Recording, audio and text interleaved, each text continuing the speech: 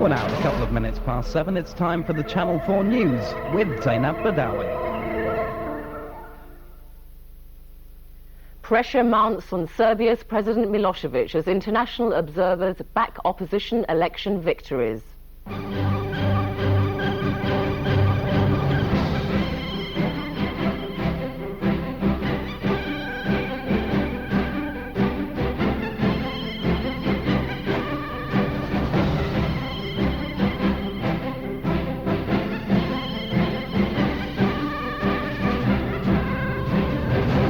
Good evening. The fact-finding mission investigating November's local elections in Serbia has dealt a huge embarrassment to President Milosevic after upholding opposition claims that it was denied a series of poll wins.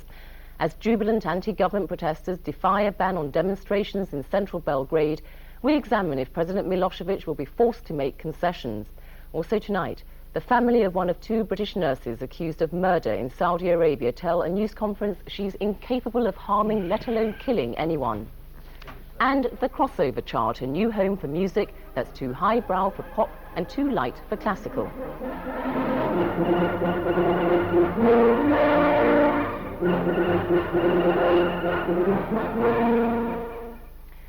An international commission has upheld a series of election victories by Serbia's opposition parties last month. The Organisation for Security and Cooperation in Europe, which set up the inquiry, immediately called on President Milosevic to recognise the results. It also urged the Serbian government to install real democracy in the country. Thousands of anti-government protesters defied riot police and took to the streets in Belgrade, bolstered by the Commission's findings. Steve Smith reports on the mounting international pressure on President Milosevic and whether he will now bow to the opposition's demands. On the 38th day of their non-violent protest, the bad news for demonstrators in Belgrade was armed security forces on the streets for a second day running and freezing temperatures. The good news, the finding by a Western commission that opposition parties had won last month's local elections, annulled by courts close to President Milosevic. The proofs we delivered to the mission are so clear, they're so clear and strong, that we expected such conclusion and recommendation to Milosevic to recognize the election results from November 17th. The former Spanish Prime Minister, Felipe González, also called on the Serbian authorities to accept opposition victories in cities including Belgrade. He led last week's study by the Organisation for Cooperation and Security in Europe. But those close to Milosevic tried to make light of the study while pointing out minor errors. Of course, they a little bit mixed the names and the cities and so on, but that is understandable. The main, let's say, message of that report is that we have to discuss about everything in the parliament, under the system, under the constitution. But the boost today's report gives the protesters, a moral victory at least, leads some to think that the Serbian leader is now in a predicament. I don't think things do look at all good for him, and the economic situation is dreadful, the social situation is dreadful, a lot of widespread corruption and criminality. His chickens are coming home to roost. On the other hand, Milosevic is seen by some as the best guarantor of peace in the Balkans, for all that he remains implicated in connection with the war there. His position is a license for some rough and ready measures, say observers. I think Mr. Milosevic can get away with a bit in terms of being a force of stability in the former Yugoslavia, not necessarily only the deliverer of peace, but somebody who can maintain peace in Bosnia. If President Milosevic were to go, the people who would replace him, the Vuk Draškovićes, the Mr. Đinđićes, those who are leading the opposition movement, are just as nationalistic as Mr. Milosevic, but perhaps they don't have the same degree of control over the Bosnian Serbs, they don't have the same degree of control over the military forces and the police. Tonight, with security forces, some in plain clothes, flexing batons, and reports of injuries among protesters, there are fears that the standoff between Milosevic and his opponents will not be over shortly and will not be without further violence.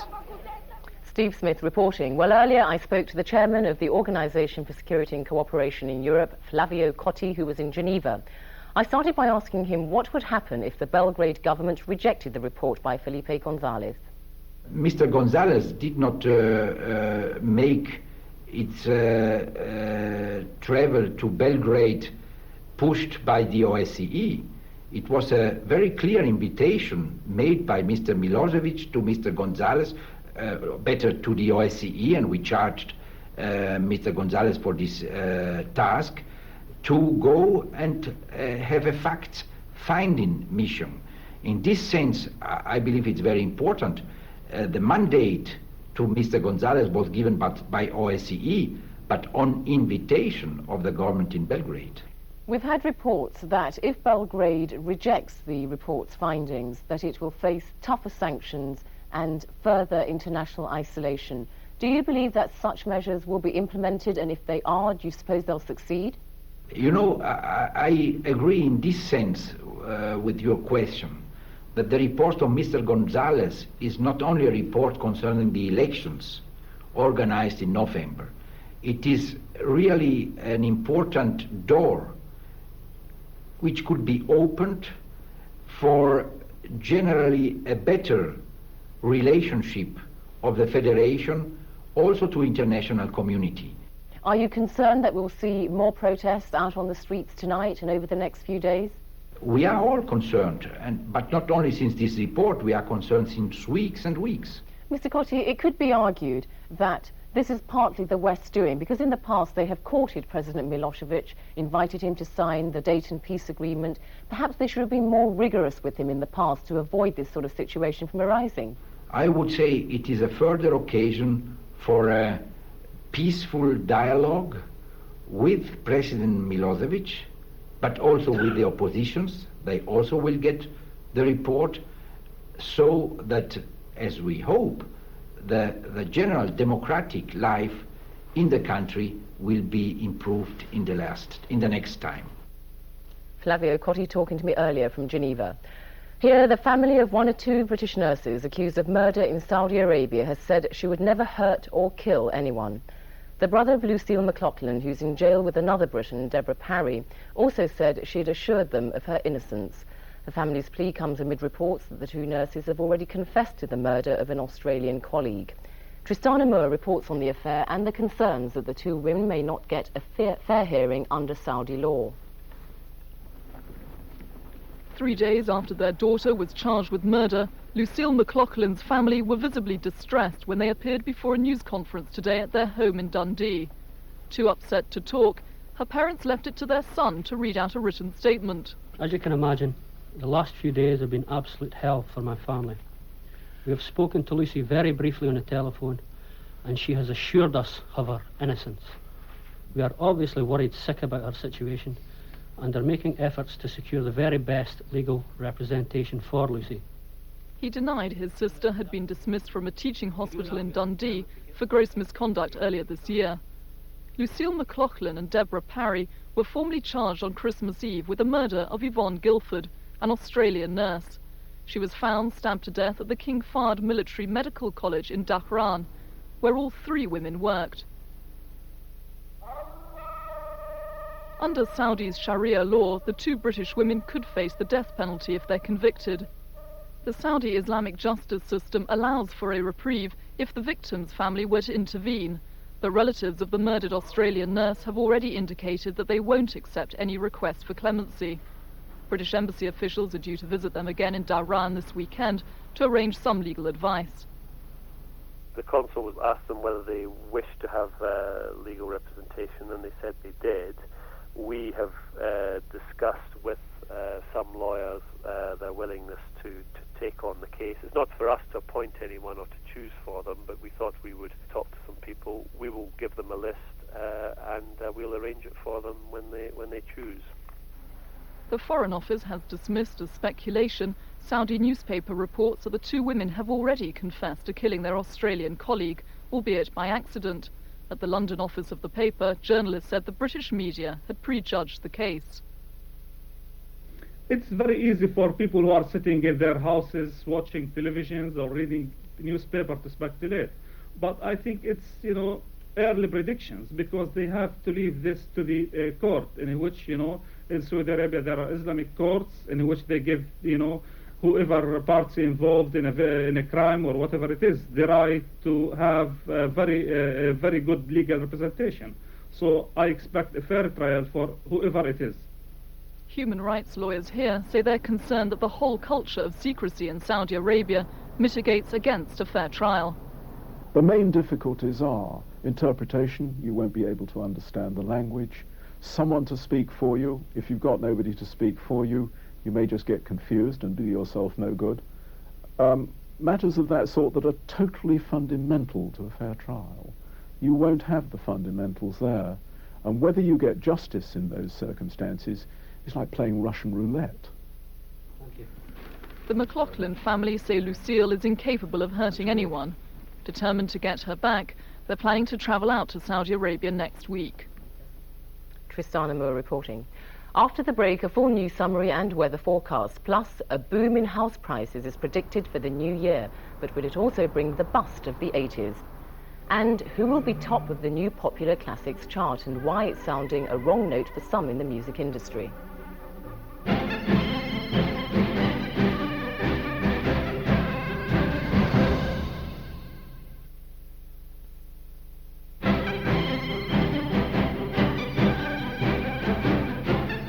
You're watching Channel 4 News. Our main headline tonight.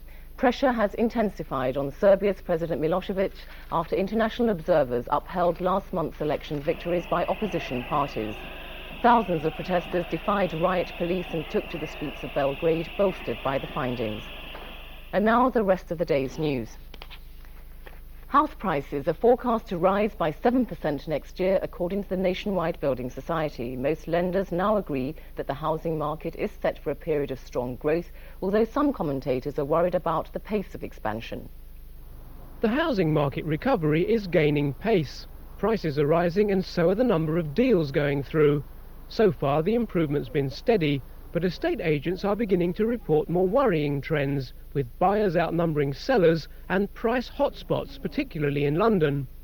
If people do not come forward and put their houses on the market, what you will see are two things. You'll see unnaturally high price rises because there'll be a shortage of supply, but more importantly you will see a logjam, in the sense that there will be lots of people chasing, there won't be properties there, and it will be a disorderly property market. The problem is that disorderly markets tend to spread, and the 1980s housing boom was fueled by an imbalance of demand and supply, which was most acute in London. That pushed house price inflation up to a peak in 1988, when it reached almost 30%. Prices fell sharply in the early 90s, and after a brief recovery fell again in 1995. This year the market's turned round, with the strongest increase in prices since 1988, and the Nationwide is forecasting a similar increase in the new year. While the Nationwide and other big mortgage lenders dismiss the possibility of another house price boom in the offing, others are less sure. Some city forecasters see prices rising by 10% or more next year, while others say the lessons of the 1980s boom and bust have been far too easily forgotten.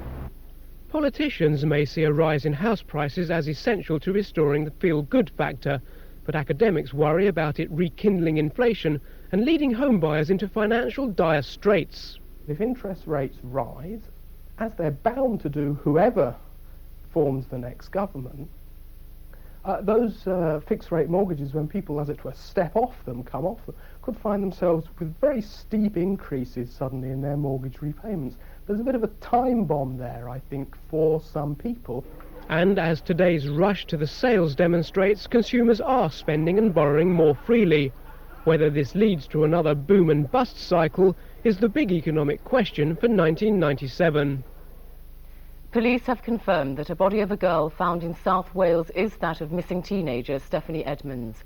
16-year-old Stephanie's body was discovered hanging in woodlands near her home after a massive police search. She'd gone missing on Christmas Eve after a row with her father. And police searching for a missing 9-year-old schoolgirl have failed to find any sign of her at two traveller sites near Chester. Kaylee Ward hasn't been seen since she disappeared a week ago on her way to a fish and chip shop, despite a nationwide appeal. Special cold weather benefit payments for pensioners and others on income support will only apply to a handful of areas for the Christmas holiday period. The payments are triggered if there are sub-zero temperatures for at least 7 days running. Labour has condemned the rules as deeply unfair. Abroad and in South Korea, hundreds of thousands of striking workers have taken to the streets to protest against new government labour laws. Unions are calling on more than 1 million people to join nationwide strike action, which could be extended well into next year. The mass protest is gathering pace. Today, unions staged demonstrations in the centre of South Korean's capital, Seoul. Car plants and shipyards, the backbone of the country's economy, have been brought to a standstill. Hospitals have been left with only emergency cover as thousands of nursing staff supported the call to strike. Wards had to be closed. What's brought this country to the verge of its first general strike and the return of riot police to the streets are new government labour laws ending the nation's job security system. The workers feel a little bit threatened here, since many Korean companies have been investing offshore. They feel that their jobs are on the line. The new labour law increases flexibility, but it also means that workers can be laid off. The new laws are so contentious that the opposition woke up to find that the ruling New Korea party had sneaked into the National Assembly building before dawn to pass the legislation. A nationwide strike could seriously threaten an already ailing economy with a $20 billion trade deficit. South Korea's stock market ended 1996 at its lowest level for 3 years. There have been efforts to temper the mood with promises of future prosperity, but at the same time the government has warned it would not tolerate illegal strikes, and activists have been threatened with arrest. The Rwandan authorities have opened the first genocide trial on charges relating to the slaughter of hundreds of thousands of Tutsis. 2 low-ranking officials are accused of organising and taking part in massacres in 1994. They face the death penalty if they're convicted by the tribunal in Kubungo.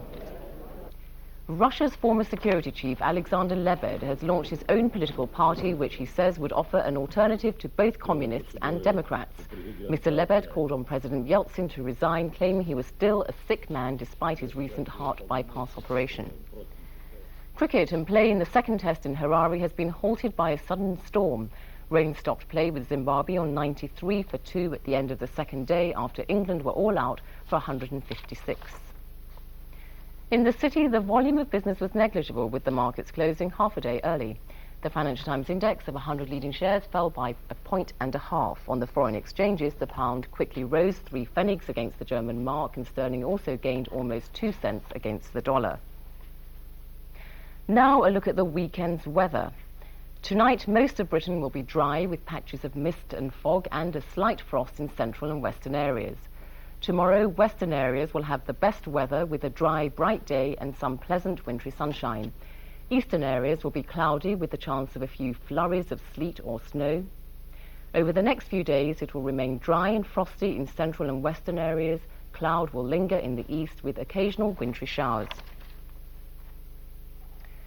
What happens when music is too pop for the classical chart or too highbrow to count as rock and roll? It may seem of little importance, but it's caused much discord in the industry in recent years. Now a solution is at hand. From Sunday, a new crossover chart is being launched with the increasingly popular semi-classical records. Carl Dillon reports on the new chart and how it could be music to the ears of some performers in the industry.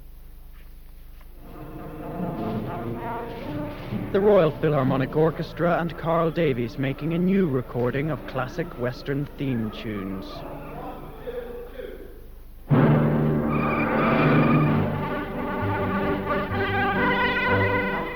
When this is released next year, it'll join a rapidly expanding section of the music market, which doesn't quite fit traditional classifications.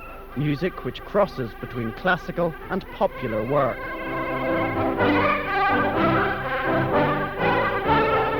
It's been labelled crossover music, and from Sunday it'll have a separate chart from specialist classical music. Crossover's emergence owes much to an industry concerned for its future. In 1996, after years of impressive growth, record sales levelled out. The new chart would work as a marketing device both here and abroad. There is a direct correlation between the number of albums sold here and its chart position in the UK and the amount of money that you're able to get for it as far as international licensing is concerned. It also means that the better it does in the charts, the more likely they are to put a bigger marketing spend behind it, so that overall your international sales and the revenue you get from that album will grow considerably. It's hoped that the crossover chart won't only boost sales, but will also help resolve the problem of artists recording for a wider market. Hold your hand to my heart. Soprano Leslie Garrett was one artist who had an album barred from the existing classical chart for not being classical enough. Although soprano in Hollywood sold well enough in classical terms, it couldn't compete with the likes of Oasis in the overall chart.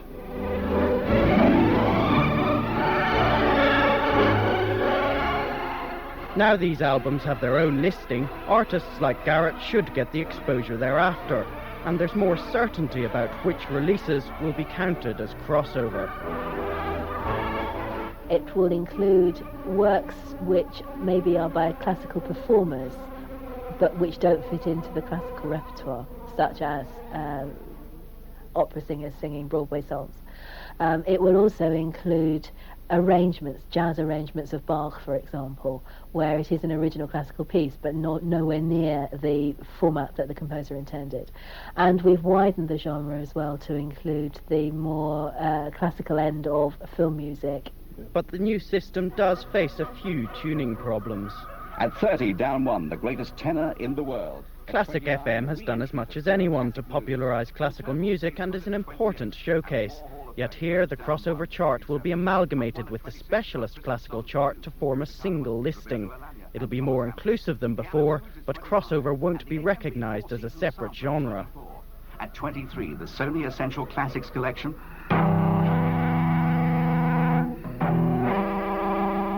Whilst welcoming the new chart, performers have concerns about the effects of heavily marketed crossover recordings. There's always a danger today that classical music is being marginalised and pushed more and more to one side, and I think that the tiny worry in my mind about this new chart is that it could be the only chart people look at. It's hoped the crossover chart will help people who don't know what to look at, but will it really be a guide to the public? There are already too many charts for them to count. There used to be just a pop and a classical chart, and now you've got a dance chart, and you've got a rock chart, and you've got a rap chart, and you've got all manner of charts. If, for us, as specialists, we're confused, the general public must be totally bewildered.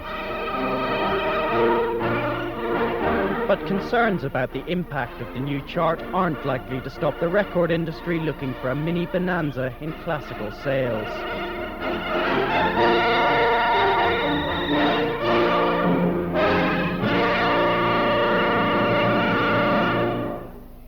Carl Dinn reporting.